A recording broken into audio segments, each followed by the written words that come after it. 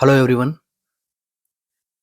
स्वागत है आप सभी का एक बार फिर से आपके अपने YouTube channel RNCC nursing online coaching and online test series. तो आज से अपनी जो क्लासेज रहेगी वो रहेगी अपने राजस्थान सीएचओ को लेके, जहां पर हम राजस्थान सीएचओ के प्रीवियस ईयर एमसीक्यूज को अपने यूट्यूब चैनल के ऊपर यहाँ पे सोल्व करेंगे उनको, और उनसे रिलेटेड अपकमिंग एमसीक्यूज भी हम देखेंगे जो आने की संभावना है उनकी काफ़ी ज़्यादा रहेगी। साथ साथ में हम जो लगेगा कि हाँ ये टॉपिक इंपॉर्टेंट है वो टॉपिक डिस्कशन भी यहाँ पे यूट्यूब पे आपको करवाया जाएगा। एमसीक्यूज जो है वो ज़्यादा रहेंगे, टॉपिक डिस्कशन यहाँ पे कम रहने वाला है। ठीक है, क्योंकि जो है वो काफ़ी सिंपल सिंपल एमसीक्यूज रहते हैं, तो उनमें क्या है कि ज़्यादा कॉन्सेप्ट वाली जो है इतना ज़्यादा डीप में नहीं पूछता वहाँ पे एग्जाम आपको, तो सुपरफिशियली एग्जाम में आपको पूछते हैं। तो सुपरफिशियली अपने एमसीक्यूज देंगे, ज़्यादा डीप में हम नहीं जाएंगे, क्योंकि जिस प्रकार से प्रीवियस ईयर के एग्जाम्स हुए हैं अब तक उनमें काफ़ी सुपरफिशियली आपके टॉपिक को टच किया गया है, और इसी वजह से जो है वो मेरिट भी वहाँ की जो है वो काफ़ी हाई रहती है। ईजी एमसीक्यूज होंगे तो वहाँ पे मेरिट आपको हाई मिलेगी। तो इस प्रकार से जो है अपना यूट्यूब सेशन रहेंगे राजस्थान सीएचओ तक। ठीक है, कंटिन्यू यहाँ पे डेली क्लासेस ली जाएगी यूट्यूब के ऊपर।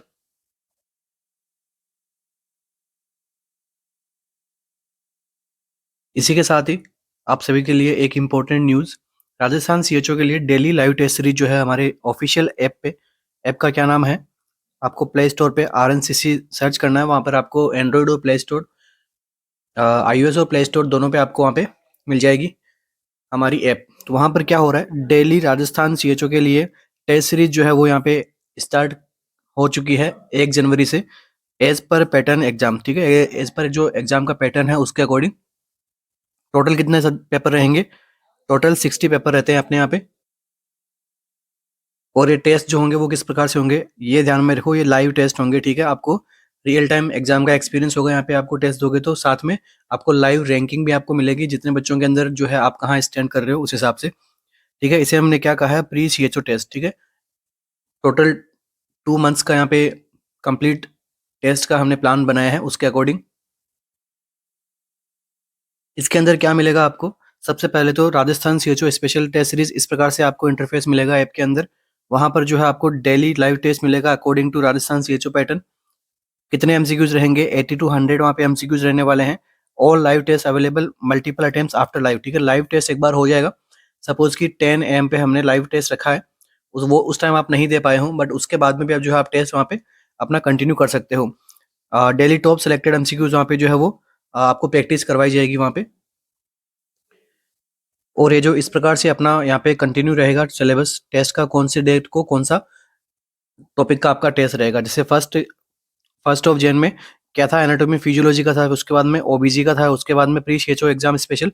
टोटल यहाँ पे सीएचओ के एग्जाम्स के पैटर्न के अकॉर्डिंग यहाँ पे टेस्ट लिया गया, फिर बाद में वापस से डे बाय डे जो है हमने यहाँ पे अकॉर्डिंग टू डेट यहाँ पे सेट किया है कि उस दिन आपका, ताकि उससे पहले आप क्या कर पाओ, आपके टॉपिक को आप खुद से भी पढ़ सकते हो, उसके बाद में आप टेस्ट दोगे तो आपका जो है वो रिवीजन भी होगा, और आपके अंदर वापस टेस्ट दोगे तो आपको पता भी लगेगा कि हाँ मैं ये टॉपिक मेरा कितना अच्छा है कितना अच्छा नहीं है, तो वहाँ पर भी आपको इसकी मदद मिलेगी। तो शुरू करते हैं आज के अपने एमसीक्यू को। फर्स्ट एमसीक्यू है अपना,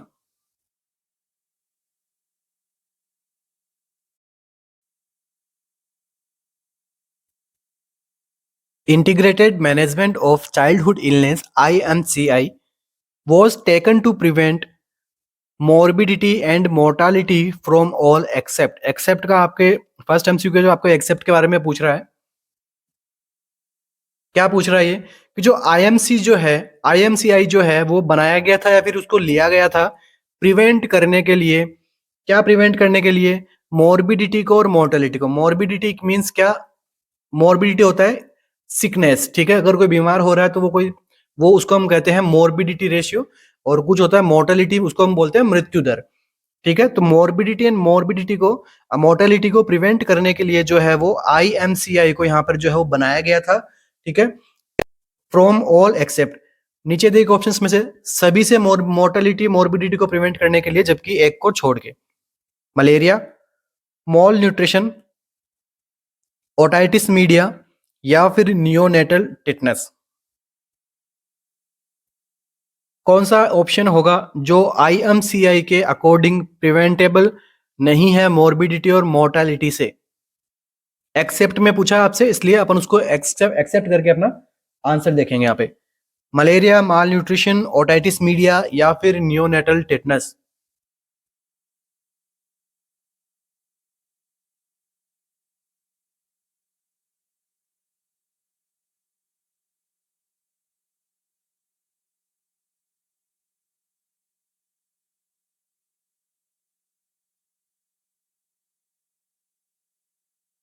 तो देखिए यहाँ पर अपना जो आंसर है वो होगा option number D, neonatal tetanus. ठीक है, क्या आंसर होगा आपका? Neonatal tetanus. ठीक है, तो आईएमसीआई के अकॉर्डिंग जो उनकी स्ट्रेटजीज है, ठीक है, उनको उन्होंने जो अपनी स्ट्रेटजी बनाई थी उसके अंदर जो है उन्होंने नियोनेटल टेटनस को इंक्लूड नहीं किया था। तो कौन कौन से कंपोनेंट इसमें इंक्लूड होते हैं? तो देखिए, डायरिया,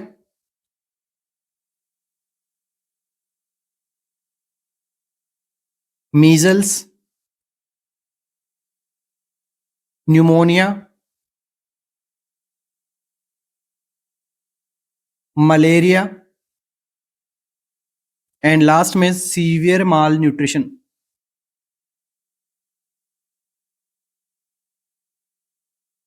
के साथ में अपन ऐड कर सकते हैं nutritional counselling.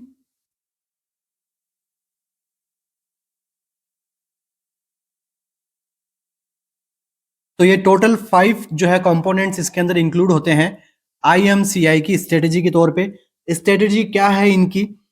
To prevent mortality and morbidity associated with major causes of childhood illness. तो कौन कौन से है वो causes? Diarrhoea, measles, pneumonia, malaria and severe malnutrition. तो आपका जो है कौन सा ऑप्शन इसके अंदर इंक्लूड नहीं किया गया था इन्होंने? नियोनेटल टेटनस को। इसके अलावा और कौन कौन से प्रोग्राम्स को? ये तो हो गई बात आईएमसीआई की। इसी के सिमिलर एक इंडिया ने भी फिर एक लॉन्च किया था प्रोग्राम जिसको अपन क्या बोलते हैं? IMNCI। तो उसके अंदर जो है इन्होंने और क्या क्या ऐड किए? Anaemia, vitamin A supplementation and immunisation.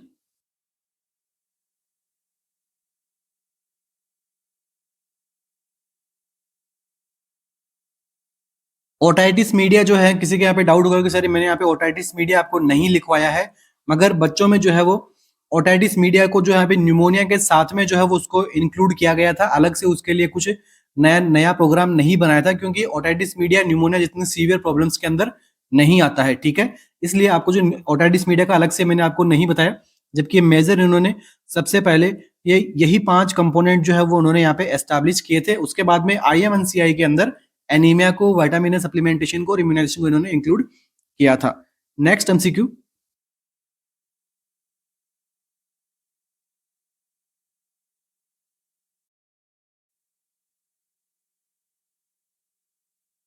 Under ICDS supplementary nutrition for children below 1 year age is aimed at providing.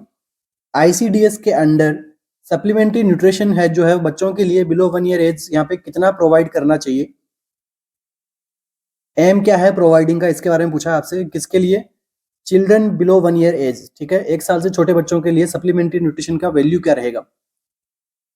200 calories and 8 to 10 grams of protein, 300 calories and 15 grams of protein, 500 calories and 12 to 15 grams protein, या फिर there is no provision for this group, this age group, या फिर इस age group के regarding कोई यहाँ पे provision नहीं बनाया गया है।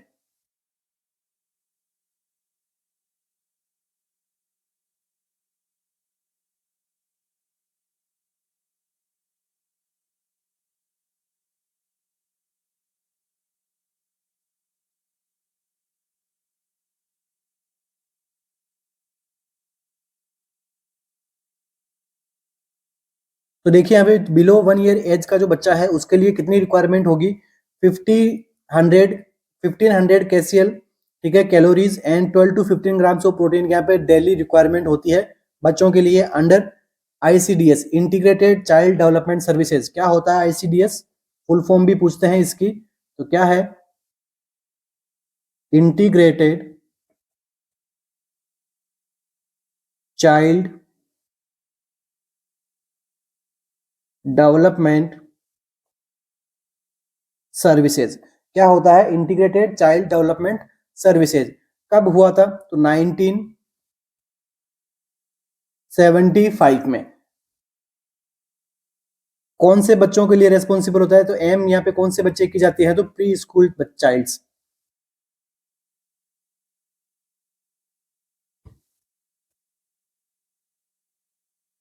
ताकि इन बच्चों की जो है वो प्रॉपर ग्रोथ हो सके, और जो रूरल एरियाज के अंदर, ट्राइबल एरियाज के अंदर, या फिर मैं कहूँ स्लम एरियाज के अंदर जो बच्चे रहते हैं, उनका भी प्रॉपर ग्रोथ एंड डेवलपमेंट किया जा सके। तो टारगेट पॉपुलेशन कौन सी इसकी?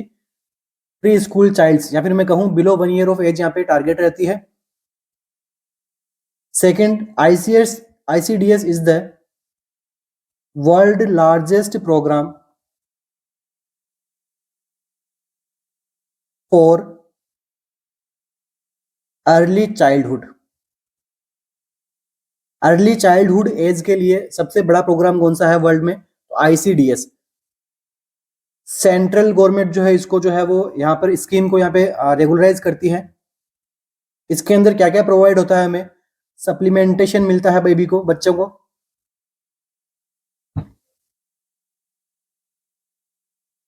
उनका प्रॉपर इम्यूनाइजेशन होता है, हेल्थ चेकअप होता है,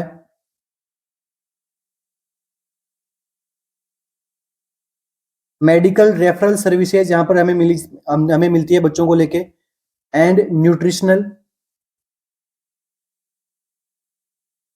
एंड हेल्थ एजुकेशन। किसके लिए? वुमेन्स के लिए, ताकि वो बेटर उनकी केयर कर पाए। और 3 to 6 ईयर के बच्चों को भी क्या दी जाती है? एजुकेशन दी जाती है। इस कैटेगरी के अंदर, ICDS के अंदर, ये सारी जो है हमारे पास में, ठीक है, इंटीग्रेटेड पैकेज जो सर्विसेज मिलती है बच्चों को या फिर उनकी मदर को, तो इस प्रकार की सर्विसेज उनको दी जाती है। नेक्स्ट MCQ बनता है यहीं से कि अंडर ICDS प्रोग्राम, ICDS के बेनिफिशियरीज कौन कौन होते हैं? तो बेनिफिशियरीज की मैं बात करूं तो यहां पर चिल्ड्रन सबसे पहले, क्योंकि लार्जेस्ट प्रोग्राम है चिल्ड्रंस के लिए, तो 0 to 6 ईयर। इसके बाद में प्रेग्नेंट एंड लैक्टेटिंग वुमेन्स। इसके बाद में रिप्रोडक्टिव एज गर्ल्स, वुमेन्स।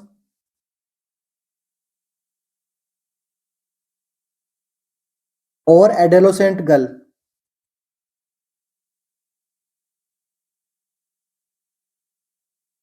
क्या एज की? तो 11 to 18 ईयर की एज की यहाँ पे सबसे ज्यादा बेनिफिशियरीज कौन होती है? ये ग्रुप यहाँ पर इंपॉर्टेंट है, ये ग्रुप इसके अंदर बेनिफिशियरीज है। नेक्स्ट MCQ अपना यहीं से ICDS से ही क्या बनेगा? Heart of ICDS scheme.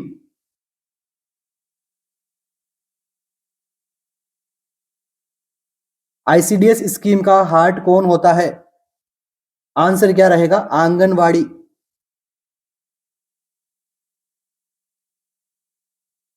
MCQ है, पूछा जा चुका है। हार्ट ऑफ ICDS स्कीम कौन होगा? तो anganwadi.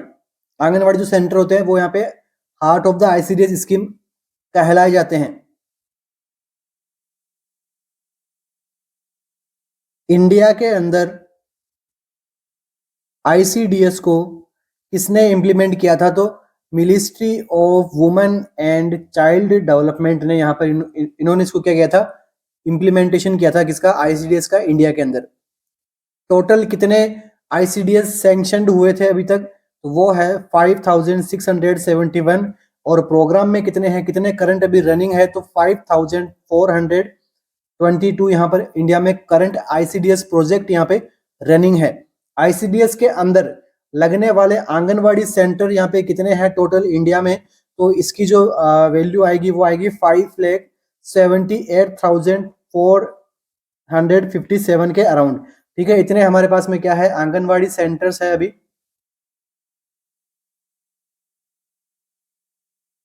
Under ICDS scheme. Next MCQ अपना, यहां पर आपसे पूछा गया था कि एक साल से बच्चों के लिए कितनी कैलोरी रिक्वायरमेंट होगी? तो 500 kcal और 12 to 15 ग्राम्स ऑफ प्रोटीन। इसके बाद में अलग अलग एज ग्रुप आएंगे, चिल्ड्रंस आएंगी, माल नरिश चाइल्ड आएंगे, प्रेग्नेंट एंड लैक्टेटिंग मदर आएगी इसके अंदर, और एडोलेसेंट गर्ल्स आएगी। देखो यहाँ तक आपको जैसे ओबीसी के अंदर भी हम जैसे टॉपिक पढ़ते हैं, एमसीक्यू जो बनेगा अगर इसके अलावा, तो वो आपसे पूछा सकता है माल नरिश चाइल्ड के लिए क्या रहेगा सप्लीमेंट्री न्यूट्रिशन की रिक्वायरमेंट। तो देखिए माल नरिश्ड चाइल्ड के लिए कितना यहाँ पे रिक्वायरमेंट होगा, तो 800 कैलोरीज एंड 20 टू 25 ग्राम्स यहाँ पे क्या देना है आपको बच्चे को प्रोटीन, तभी उसका जो है वो माल न्यूट्रिशन ठीक होगा। और ये एमसीक्यू जो है वो पूछने लायक है। What are the amount of calories and protein received by pregnant woman from the anganwadi worker. Anganwadi worker से प्रेग्नेंट वुमन को कितना हम कैलोरीज एंड प्रोटीन्स यहाँ पे रिसीव्ड होगा। 300 calories 15 gram protein, 500 calories 15 gram protein, 300 calories 25 gram protein, या फिर 600 calories 18 to 20 grams of protein. तो देखिए ये जो है आपका लास्ट वाले एमसीक्यू से ही यहाँ पे, उसके अंदर मैंने आपको बताया नहीं था कि प्रेग्नेंट लेडी को, लैक्टेटिंग को, इनको यहाँ पे कितना रिक्वायरमेंट होता है। तो यहाँ पर आपका आंसर क्या रहेगा, ऑप्शन नंबर डी यहाँ पे करेक्ट आंसर रहेगा। 600 कैसीएल या फिर कहूँ कैलोरीज को साथ में 18 से 20 ग्राम यहाँ पे क्या देना होगा आपको, प्रोटीन रिक्वायरमेंट होगी यहाँ पे। किसके लिए पूछा है, प्रेग्नेंट के लिए।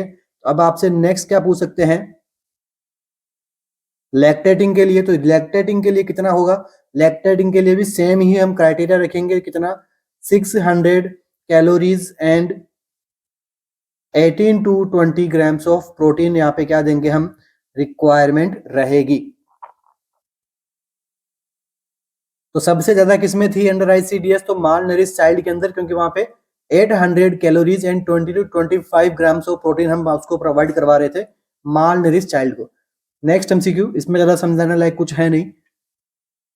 नेक्स्ट एमसीक्यू अपना, which of the following is known as heart of ICDS system. तो देखो ये जो मैंने अभी आपको लास्ट में आईसीडीएस के बारे में बताया था, तो एमसीक्यूज उसी से बने हुए, तो अभी मैं इनको यहाँ पे डिजायर डिस्कस करके आपका टाइम वेस्ट नहीं करना चाहूंगा। आंसर की हम बात करें, हार्ट ऑफ आईसीडीएस को हम क्या कहते हैं, अभी मैंने आपको बताया था आंगनवाड़ी, जो अपने आंगनवाड़ी सेंटर है, वर्कर का नहीं बोल रहा हूँ, आंगनवाड़ी सेंटर्स का बोल रहा हूँ, वो क्या होते हैं, हार्ट ऑफ आईसीडीएस सिस्टम कहलाते हैं। ओके, यहां तक सबके कंप्लीट होना चाहिए कि कोई किसी प्रकार का डाउट यहाँ पे नहीं रहना चाहिए।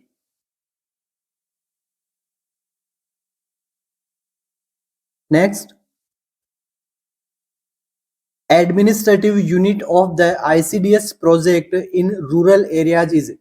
रूरल एरियाज के अंदर आईसीडीएस का जो प्रोजेक्ट है, मैंने आपको बताया था कितने प्रोजेक्ट रनिंग है अभी कंटिन्यू, इंडिया के अंदर कितने प्रोजेक्ट रनिंग है। तो आंसर क्या रहेगा आपका, 5422 प्रोजेक्ट अभी क्या है, रनिंग है। और सेक्शन कितने हो रखे हैं, सेक्शन हो रखे हैं टोटल 5671 के अराउंड। ठीक है, तो यहाँ पर देखो जो रूरल एरियाज के अंदर जो आईसीडी प्रोजेक्ट यहाँ पे सैंक्शनड हो चुके हैं, तो उनका एडमिनिस्ट्रेटिव यूनिट के बारे में पूछा आपका, उनको कौन देखरेख करेगा उनकी, प्राइमरी हेल्थ सेंटर करेगा, कम्युनिटी डेवलपमेंट ब्लॉक करेगा, जिला परिषद करेगा, या फिर ग्राम पंचायत करेगा।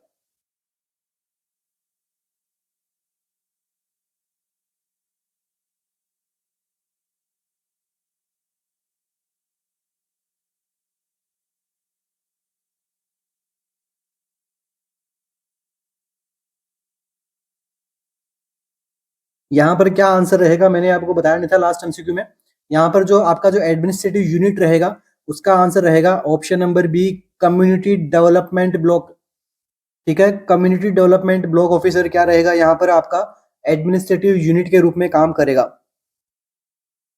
तो रूरल और अर्बन एरियाज के अंदर मैं कहूँ, साथ में यहाँ पे कौन आएगा, अर्बन एरियाज में दोनों में ही कौन रहेगा, कम्युनिटी डेवलपमेंट ब्लॉक। और ट्राइबल एरियाज के लिए भी यहाँ पे कम्युनिटी डेवलपमेंट ब्लॉक रहेगा, मगर इसकी जो जनसंख्या है वो कितनी रहेगी, 35,000 के लिए। और रूरल अर्बन ये कितने होते हैं, 1 लाख।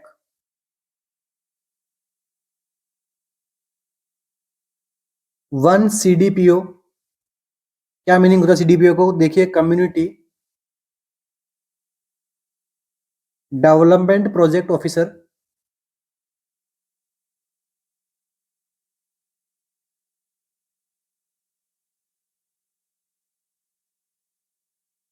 यहां पर इंचार्ज रहेगा किसके ऊपर, 4 सुपरवाइजर के ऊपर। 4 सुपरवाइजर में कौन कौन आएंगी? तो मुख्य सेविकाज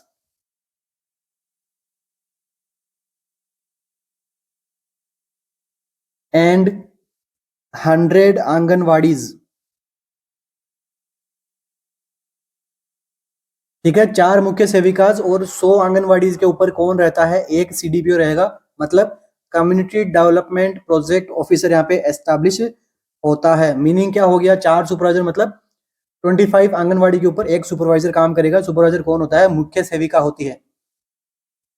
तो ये कुछ अपने कम्युनिटी के अंदर जो सीएचओ के जो वर्क होते हैं वो हम सब यहाँ पे समझ रहे हैं। ठीक है, अगर एमसीक्यू इन सब में से बनते हैं जिस प्रकार से ये एमसीक्यू बना हुआ है तो मैंने आपको सोल्व करवा दिया। अब इसके सराउंडिंग और जो एमसीक्यू मुझे जो रिमेंबर हो रहे थे वो सारे मैंने आपको यहाँ पे बताए हैं। इस प्रकार से भी पूछा जा सकता है।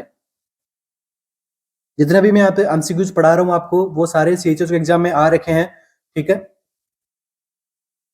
जैसे जैसे अपनी एग्जाम डेट नियर बाई आती जाएगी आपको पास में बहुत सारा मैटर जो है वो पास में रहेगा। आप आराम से अपना रिवीजन कीजिए। अभी मैं इसकी कम्युनिटी की डिजीज भी पढ़ाऊंगा, फिर अपनी जो बेसिक डिजीज होती है उनके ऊपर भी मैं जाऊंगा, उनकी क्लासेस भी लूंगा।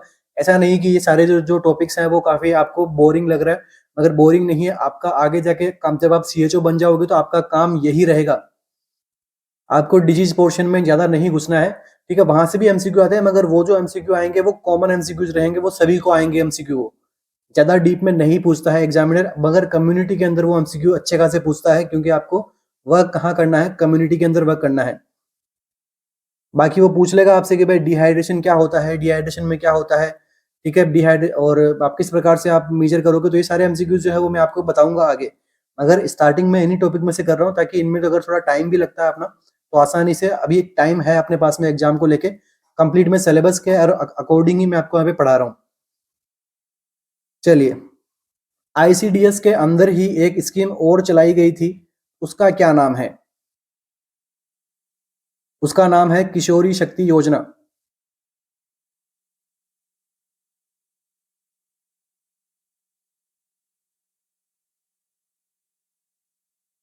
किसके लिए होती है ये? तो स्कीम्स फॉर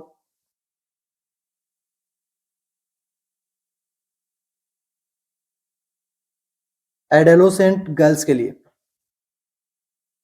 ध्यान में रखना, एडोलेसेंट गर्ल्स के लिए यहाँ पे 11 टू 18 ईयर्स ऑफ एज के लिए यहाँ पे क्या रहती है? किशोरी शक्ति योजना यहाँ पे जो है वो कंटिन्यू की गई थी।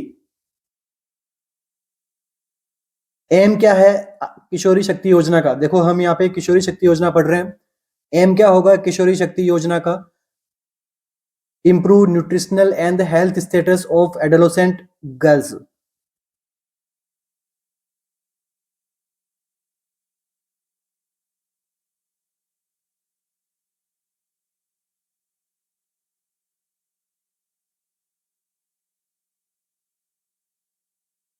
ठीक है, और साथ में सेल्फ डेवलपमेंट अवेयरनेस कैसे रखें, हाइजीन कैसे रखें, न्यूट्रिशन कैसे रखें, उनकी फैमिली लाइफ होनी चाहिए कैसी होगी, चाइल्ड केयर वो कैसे करें। ठीक है, अगर आज भी जैसे रूरल एरियाज के अंदर, ट्राइबल्स एरियाज के अंदर वो अर्ली प्रेगनेंसी में जो है वो टारगेट हो जाती है, तो वहां पर जो है बच्चे की केयर कैसे करें, तो ये सभी चीजें जो है आपको किशोरी शक्ति योजना के अंदर यहाँ पे बताई गई थी।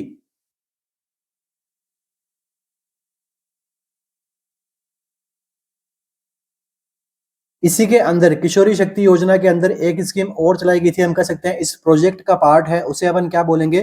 बालिका मंडल्स।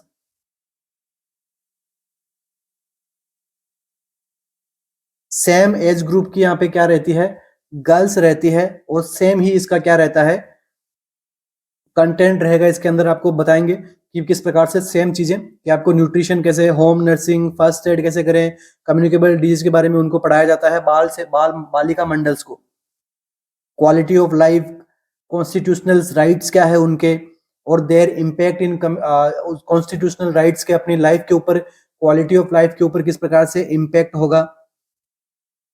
एनवायरमेंटल सैनिटेशन, खुद के लिए sanitation, menstrual hygiene, life skills, ये सब चीजें पढ़ाई जाती है बालिका मंडल्स के अंदर। ठीक है, तो ये किशोरी शक्ति योजना के यहाँ पे आईसीडीएस के अंदर ही जो है इसको इम्प्लीमेंट किया गया था। तो यहाँ तक किसी के कोई डाउट नहीं रहना चाहिए। अभी अपन नेक्स्ट टॉपिक पे मूव करेंगे। तो देखो यहाँ तक मैंने आपको क्या पढ़ा दिया? आईसीडीएस पढ़ा दिया, किशोरी शक्ति योजना के बारे में मैंने आपको पढ़ा दिया। ठीक है, आज के सेशन के टॉपिक्स अपने यही रहेंगे। अभी अपन नेक्स्ट अपने टॉपिक पे मूव करते हैं। चलिए एक एमसीक्यू और यहाँ पे इसका रह चुका है। Population covered by anganwadi in tribal area, tribal area के अंदर आंगनवाड़ी के अंदर कितने पॉपुलेशन कवर करेंगे। मैं आंगनवाड़ी वर्कर के लिए नहीं पूछ रहा हूँ, अगेन आप ध्यान में रखिएगा। मैं वर्ड, आप मेरे वर्ड को देखो, क्वेश्चन के वर्ड को समझो। Population covered by anganwadi in tribal area, मैं यहाँ पे नहीं पूछ रहा हूँ कि एक आंगनवाड़ी वर्कर कितने को देखेगा। मैं टोटल पूछ रहा हूँ आपसे कि एक ट्राइबल एरिया के अंदर एक आंगनवाड़ी जो है वो कितनी पॉपुलेशन को कवर करेगी।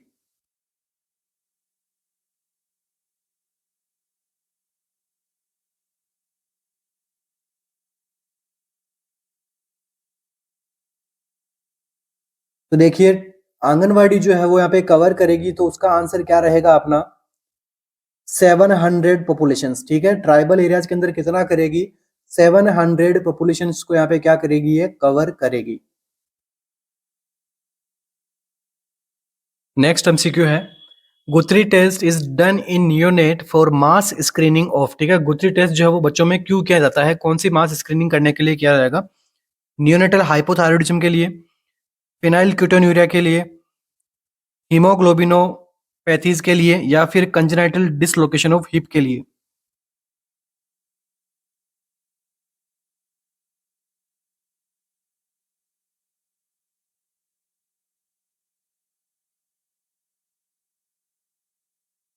गुथरी टेस्ट जो है वो किसके लिए किया जाएगा।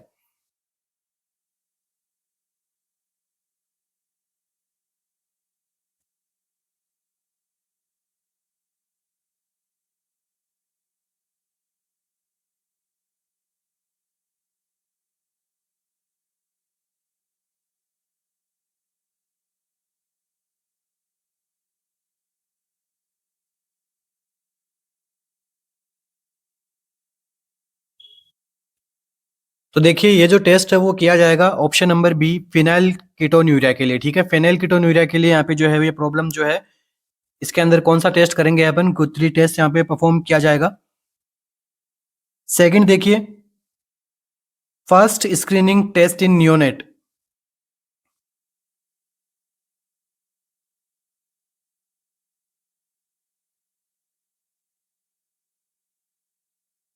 कौन सा होता है, तो उसके अंदर अपन कौन सा कर सकते हैं। अगर यहाँ पे ऑप्शंस रहते तो उसके अकॉर्डिंग मैं आपको प्रायोरिटी बताता, मगर ये गुथरी टेस्ट भी जो फर्स्ट स्क्रीनिंग टेस्ट होते हैं बच्चों के, उनमें से एक है। कौन सा आपका टेस्ट, गुथरी टेस्ट। इसके अंदर होता क्या है, ब्लड सैंपल कलेक्ट किया जाता है।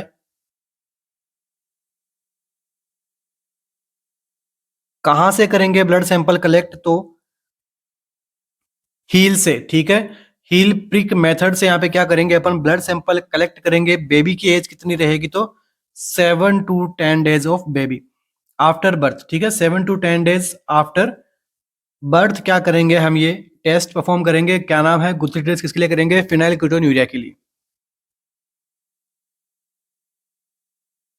अब ये 7 to 10 days में ही क्यों करेंगे, क्योंकि अगर हम 2 to 3 days के अंदर हम अगर ये टेस्ट करेंगे तो ये टेस्ट हमें कैसा मिलेगा, नेगेटिव। इस टेस्ट के लिए हमें क्या करना पड़ेगा, वेट करना पड़ेगा कितना, 7 to 10 days का, तभी जो है टेस्ट का एकदम जो है वो प्रॉपर रिजल्ट आपको मिलेगा। ट्रीटमेंट जो है और कौन कौन से यहाँ पे प्रॉब्लम को असेस कर सकता है गुथरी टेस्ट, तो एक तो फिनाइल कीटोन्यूरिया, इसके बाद में मैं बात करूं तो गैलेक्टोसेमिया, इन दोनों को यहाँ पे असेस कर सकता है।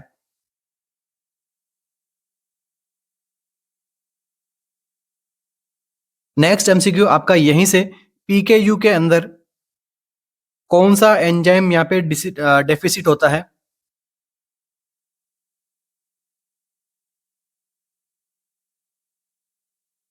तो यहां पर जो आंसर रहेगा वो रहेगा फेनाइल एलानिन हाइड्रोक्सिलेज।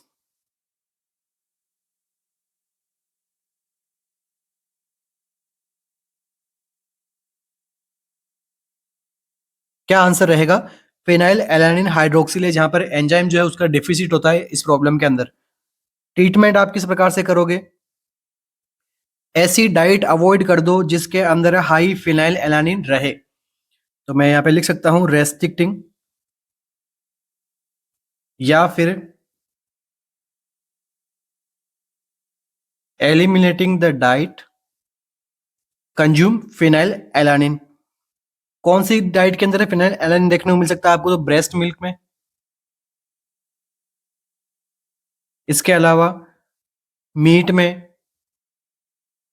चिकन में, फिश में। तो इस प्रकार की डाइट को जो क्या करना है, अवॉइड करना है। डेयरी प्रोडक्ट के अंदर इस प्रकार से हम अवॉइड करेंगे तो प्रॉब्लम नहीं होगी बेबी को। कौन सी? Phenyl alanine.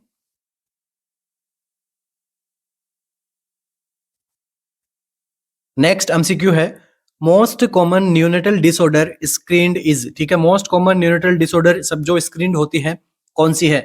Neonatal hypothyroidism, फेनाइलकीटोन्यूरिया, haemoglobinopathies या फिर congenital dislocation of hip. Same options है। मोस्ट कॉमन न्यूनेटल डिसऑर्डर्स जो स्क्रीनिंग में आती है, कौन सा होगा यहाँ पे आंसर?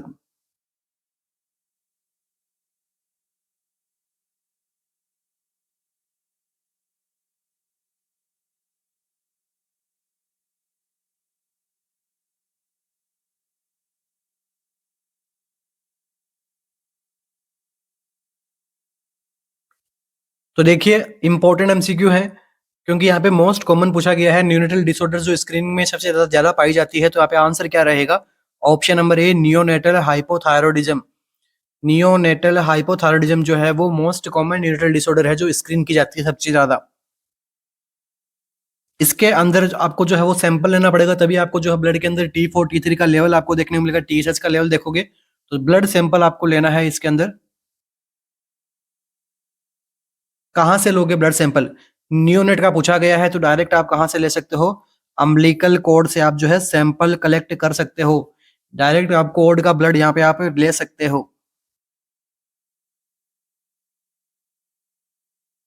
इसका रेशियो क्या होता है? तो 1/4000 बर्थ के अंदर एक बच्चे को न्यूनेटल हाइपोथायरॉयडिज्म की यहाँ पे कंडीशन स्क्रीनिंग में आती है।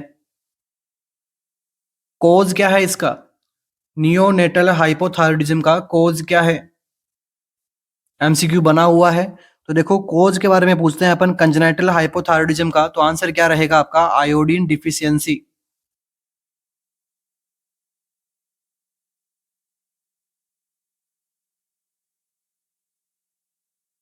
ट्रीटमेंट कैसे करोगे?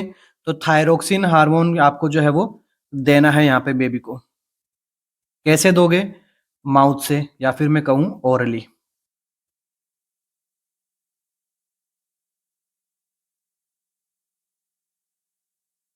नेक्स्ट एमसीक्यू,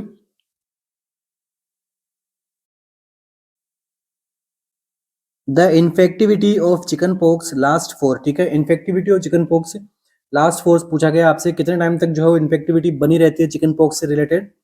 अभी जो है अपना डिजीज पोर्शन यहाँ से स्टार्ट होता है। इसके साथ साथ में कुछ जो प्रोग्राम्स आएंगे, जैसे मलेरिया के अंदर national vector borne malaria disease control programme आएगा, वो मैं आपको वहां पे पढ़ाऊंगा। ठीक है, तो डे बाय डे अपन यहाँ पे कंप्लीट सिलेबस के अकॉर्डिंग पढ़ाई करते जाएंगे एमसीक्यूज फॉर्म के अंदर। तो आपसे पूछा है कि the infectivity period of chicken pox कितने टाइम तक रहेगी? Till the last escapes fall off, 6 days after onset of raise, 3 days after onset of raise, या फिर टिल द फीवर सबसाइड। कितने टाइम तक जो है वो चिकन पॉक्स जो है इन्फेक्टिविटी को मेंटेन करके रखेगा, या फिर लास्ट फोर कितने कितने दिन तक रहेगा?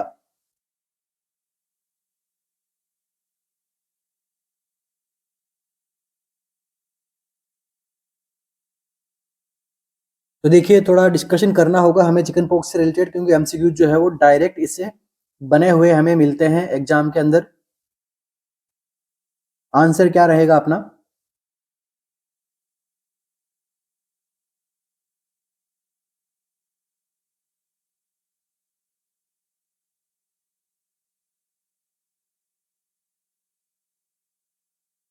इसका जो आंसर रहेगा वो रहेगा option number B, 6 days after onset of rash जो है वो इन्फेक्टिविटी पीरियड जो रहता है चिकन पॉक्स का वो कंप्लीट हो जाता है। सबसे पहले चिकन पॉक्स को और किस नाम से जाना जाता है? तो वेरिसेला। पॉजिटिव एजेंट क्या है इसका?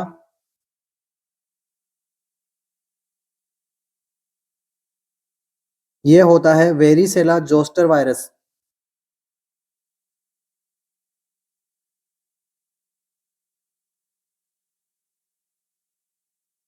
या फिर मैं कहूँ human alpha herpes virus type 3।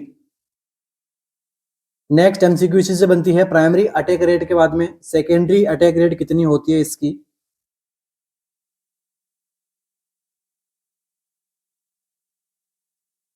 कितनी होगी, तो ये होती है 90% तक। इंक्यूबेशन पीरियड से भी एमसीक्यू बनता है, तो ये कितना रहता है, तो 14 टू 16 डेज तक का इसका इंक्यूबेशन पीरियड रह सकता है। रैशेज के बारे में एमसीक्यू आएगा नेक्स्ट आपका, तो रैशेज एक साइड में मैं लिखूंगा चिकन पॉक्स के बारे में, दूसरा स्मॉल पॉक्स।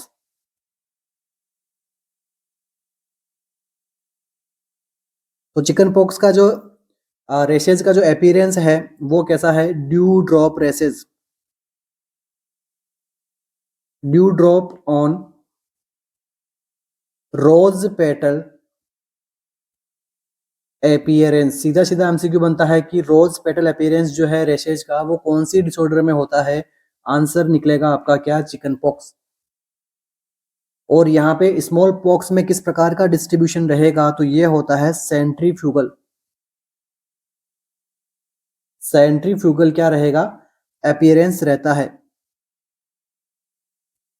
और जो चिकन पॉक्स के जो रेशेज होते हैं उनमें जो है वो रेशेज की सभी प्रकार की स्टेज पाई जाती है, मतलब इनको हम क्या कहेंगे,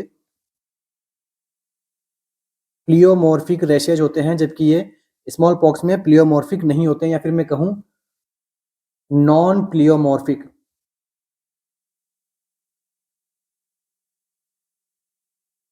नेक्स्ट एमसीक्यू यहीं से, most common late complication of chickenpox, answer क्या रहेगा आपका, singles disease.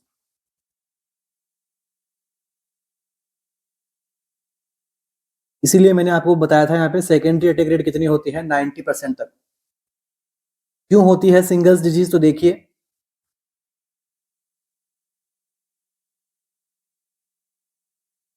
Due to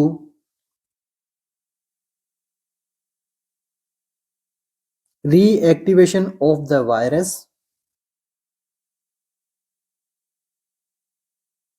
decades after the initial episode।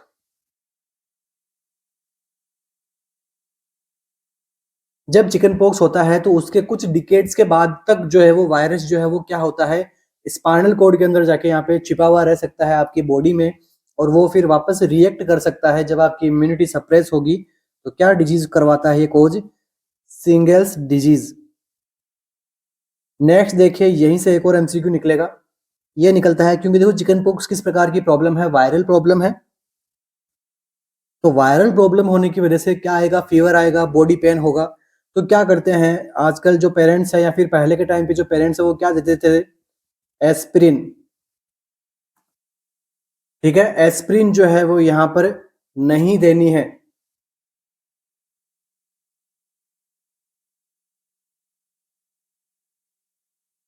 ठीक है, एस्पिरिन को जो क्या करना है आपको यहाँ पर अवॉइड करना है। क्यों अवॉइड करना है, क्योंकि वायरल फीवर के अंदर एस्पिरिन अगर आप दोगे तो ये कॉम्प्लिकेशन यहाँ पे होती है, इसको हम बोलते हैं रेज सिंड्रोम।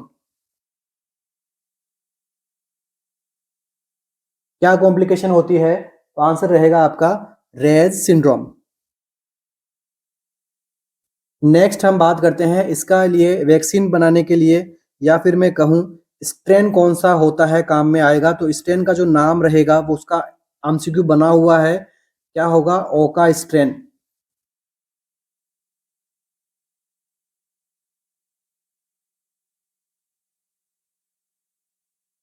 इसकी एक और कॉम्प्लिकेशंस हमें यहाँ पे देखने को मिलती है, वो होती है कंजेनाइटल वेरिसेला।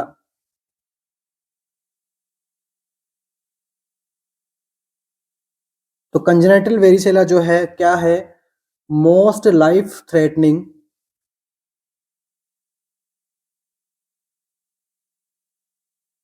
कंडीशन होती है अगर ये ठीक है, मोस्ट लाइफ थ्रेटनिंग कंडीशन है। रिस्क ऑफ ट्रांसमिशन सबसे ज्यादा कहाँ देखने को मिलता है, तो फर्स्ट ट्राइमेस्टर ऑफ प्रेगनेंसी। तो ये एमसीक्यूज वो एमसीक्यूज हैं जो एग्जाम में अभी रिसेंटली ऐड किए गए हैं, ठीक है। रेयर सिंड्रोम का तो नॉर्सेट तक एम्स के अंदर भी पूछा जाता है। बाकी जैसे स्ट्रेन कौन सा होता है, ठीक है, लाइव एटेन्यूटेड चिकन पॉक्स की वैक्सीन के अंदर कौन सा स्ट्रेन रहता है, तो ओका स्ट्रेन। तो यहां तक जो है वो डाउट्स अपने नहीं रहने चाहिए।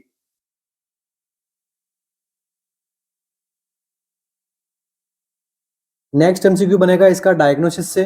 चिकन पॉक्स का आपको डायग्नोसिस करना है, किस प्रकार से करोगे? तो इसके जो वेसिकल्स जो होते हैं, जिनमें क्या रहता है, फ्लूइड भरा रहता है, इसको जो है वो इलेक्ट्रॉन माइक्रोस्कोप के अंदर हम क्या करते हैं, डायग्नोस करते हैं। और इस प्रकार के डायग्नोसिस को हम क्या कहेंगे, most rapid and sensitive diagnosis. कौन सा होता है, तो इलेक्ट्रॉन माइक्रोस्कोप में क्या करेंगे, विजुलाइज करेंगे वेसिकल्स का। वैक्सीन कैसी रहेगी, तो लाइव एटेन्यूटेड वैक्सीन। तो देखो सारे सारे एमसीक्यूज हैं, हम थ्योरी भी पढ़ रहे हैं मगर थ्योरी के अंदर भी एमसीक्यू फॉर्म के अंदर हम थ्योरी पढ़ रहे हैं, ताकि जहां से आपका एमसीक्यू आएगा वो रिवीजन हो रहा है एक तरीके से आपका साथ में। तो आपको डे बाय डे डेली यहाँ पे क्लासेस लेनी है, अपने फ्रेंड्स के साथ में शेयर कीजिए, ठीक है, ताकि आपका फ्रेंड भी जो है आपके साथ में सीएचओ बन सके, क्योंकि उनकी भी फैमिली है, उनके भी पेरेंट्स है, वो भी उससे जो है वो उम्मीदें लगा के बैठे हैं, ठीक है। उनका भी बेटा जो है, बेटी जो है, एक दिन सीएचओ बनेगा, ठीक है, या फिर अपनी ड्रीम जॉब पाएगा। तो आप उनके साथ भी शेयर कीजिए। सेल्फिश होने का ये वक्त नहीं है, क्योंकि सीएचओ है, बड़ी वैकेंसी है, आपके स्टेट की अपनी वैकेंसी है, तो एक अच्छा ऑप्शन है आप सभी के सामने।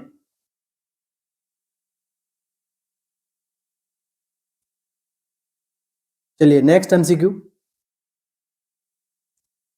ओके, यहीं से एक दो एमसीक्यू और अपने रह जाते हैं। वो है वेरिसेला जोस्टर इम्यूनोग्लोबुलिन से रिलेटेड।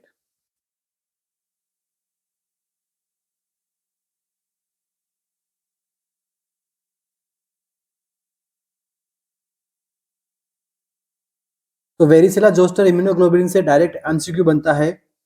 वो बनेगा कि कब देना है आपको ये immunoglobulin.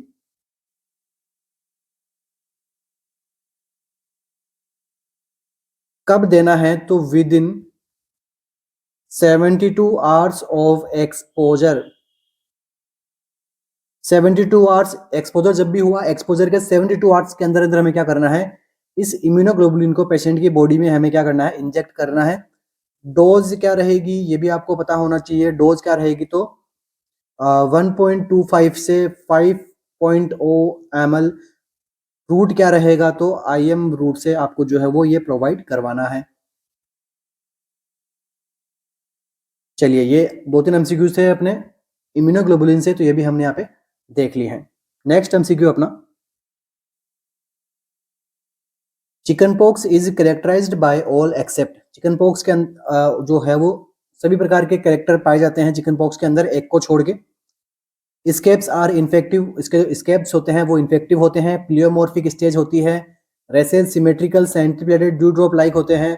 Palm and soles are not affected by rest. क्या आंसर रहेगा आपका?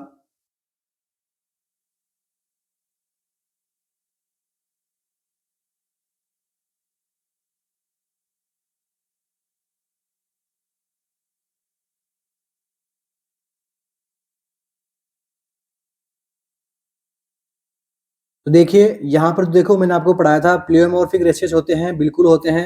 रेशेज जो होते हैं सिमेट्रिकल होते हैं, सेंट्रीप्लेटेड ड्यू ड्रॉप लाइक होते हैं, ठीक है, ओस की बूंदे जैसी होती है, उस प्रकार के रेशेज जो है आपको यहाँ पे देखने को मिलते हैं। रोज पेटियल अपीयरेंस हम कह सकते हैं।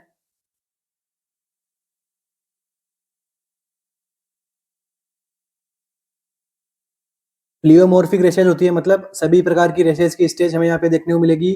पाल्म और सोल जो है वो अफेक्ट नहीं होते हैं, बिल्कुल सही बात है। तो कौन सा ऑप्शन एक्सेप्ट करना है आपको? Option number A, scabs are infective, ठीक है। ये यहाँ पर जो है वो रॉन्ग ऑप्शन है, रॉन्ग स्टेटमेंट है चिकन पॉक्स को लेके।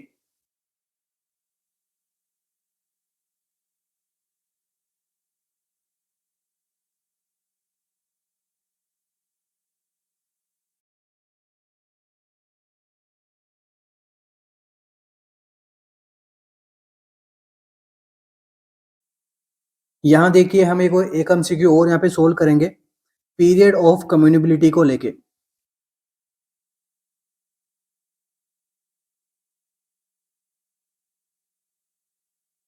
तो कब होती है, मैंने आपको बताया था कि 4 to 5 days after appearance of rest यहाँ पे पीरियड ऑफ कम्युनिबिलिटी कंप्लीट हो जाती है, ओवर हो जाती है। तो शुरू कब से होती है, तो देखिए 1 to 2 डे बिफोर, ये अपना बेस्ट आंसर रहेगा। 1 to 2 day before to 4 to 5 days after appearance of rashes, ये आपका बेस्ट आंसर रहेगा पीरियड ऑफ कम्युनिकेबिलिटी के साथ में।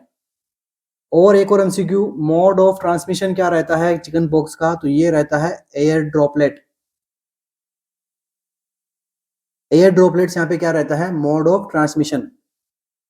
ठीक है, तो यहाँ तक जो है वो अपना चिकन पॉक्स से रिलेटेड जो आपका है एमसीक्यू यहाँ पे क्लियर होता है। सेंट्रीपेटल अपीयरेंस होता है, ये सब मैंने आपको बता दिया था। ठीक है, चिकन पॉक्स में सेंट्रीपेटल और स्मॉल पॉक्स में क्या रहता है, तो सेंट्रीफ्यूगल। ये दो यहाँ पर क्या मेजर डिफरेंसेस आपको देखने को मिलते हैं। और यहाँ पे पाम्स एंड सोल यहाँ पे चिकन पॉक्स में अफेक्ट नहीं होते हैं, जबकि स्मॉल पॉक्स के अंदर यहाँ पर पाम और सोल्स भी यहाँ पे क्या रहते हैं, इफेक्ट होते हैं। यहाँ पे मेजर डिफरेंस बात करें तो इन्हीं दोनों की यहाँ पे ज्यादा बातें होती है।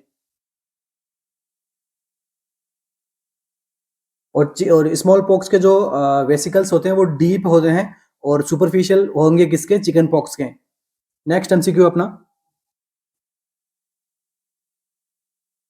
smallpox eradication was successful due to all of the following reason except करके आपको जो खूब एमसीक्यूज मिलने वाले हैं सीएचओ के अंदर। ठीक है, देखिए स्मॉल पॉक्स का इरेडिकेशन हम सक्सेसफुली कर पाए due to all the following reason. नीचे दिए गए ऑप्शंस में से सभी ऑप्शंस यहाँ पे उनकी वजह से एक को छोड़ के कौन सा ऐसा एक ऑप्शन है जो कि सक्सेसफुल नहीं होता अगर हम उसको यूज में लेते तो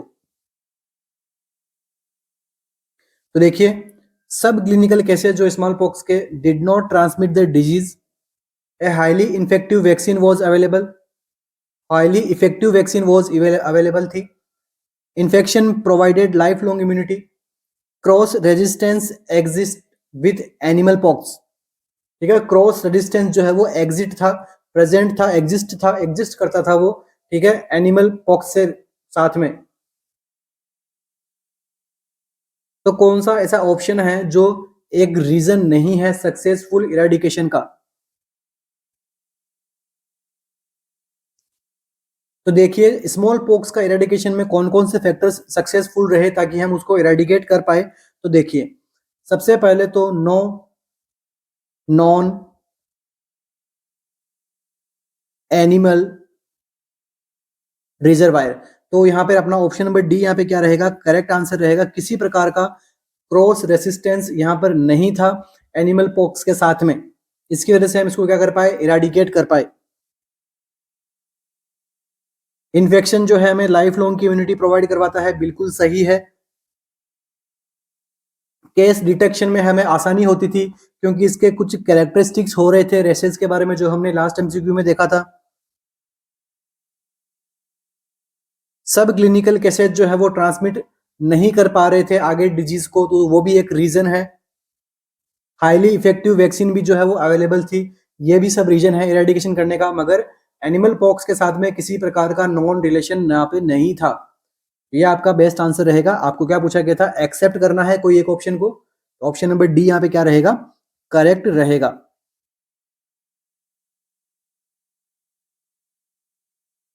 all of the following are true about varicella virus except, all of the following सभी जो ऑप्शन है वो ट्रू है वेरिसेला वायरस को लेके, एक को छोड़ के। 10 to 30% chance of occurrence, all stage of races are seen at the same time, secondary attack rate 90%, races commonly seen in flexor area। तो ये तो मैंने आपको बताया था कि कितना परसेंट होता है चांस ऑफ अकरेंस, 90% होता है, ना कि 10 to 30%। क्या पूछा है, वेरिसेला कौन, चिकन पॉक्स का वायरस। ठीक है, बाकी के ऑप्शंस ट्रू हैं, एक को छोड़ के, तो कौन सा छोड़ना है आपको, 10 to 30% चांसेस यहाँ पे नहीं होंगे अकरेंस के। इसलिए जो है मैंने आपको फर्स्ट एमसीक्यू में वेरिसेला के बारे में डिस्कस किया था ताकि आगे के एमसीक्यू जो है आप आराम से सॉल्व कर सको। इसी प्रकार के एमसीक्यूज आपको वहाँ पे देखने को मिलते हैं एग्जाम में। Secondary attack rate of chicken pox कितनी होती है? 60, 50, 90, 40। तो 90% तक यहाँ पे सेकेंडरी अटैक रेट रहती है चिकन पॉक्स की।